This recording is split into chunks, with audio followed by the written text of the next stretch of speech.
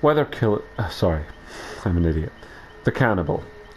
Whether killers perform their heinous acts by the compulsions of their diseased minds or if they are forced into them by external pressures has long been a matter of debate, but for one killer, nature and nurture are inextricably linked.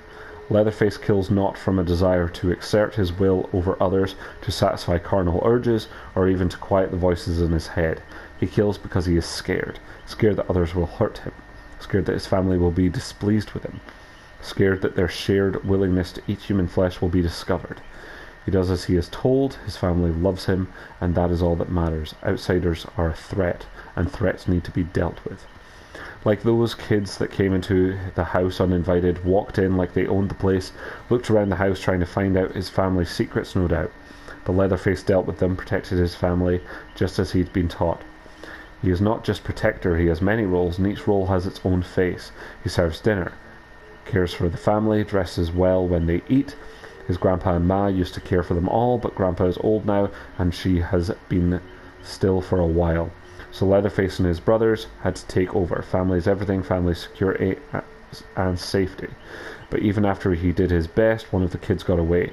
He tried to stop her, chasing after her as fast as he could, but she had help. Another outsider driving a truck. The evil trucker killed his brother, ran him over like he was a possum.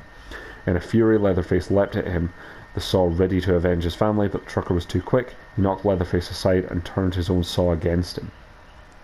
As he watched the outsiders driving away, the rage, grief and pain combined with the worry about what would happen to his family now. They would surely return with the police, and the police would take his brothers, his grandpa, without them. What would he do? Without their commands, he would wither and die. As his world collapsed, Leatherface spun in circles, swinging the saw all around, trying to fight off the myriad external threats that surrounded him. Then another feeling overtook him. It came from outside his vision, crawling over his skin with cold dread. He realized that no matter what outsiders could do to him, there was something worse, something bigger that lived in the shadows. He was filled with a terror unlike any he had ever felt before. But it was almost comforting, like the fear he'd felt with his family, the fear of disappointing them.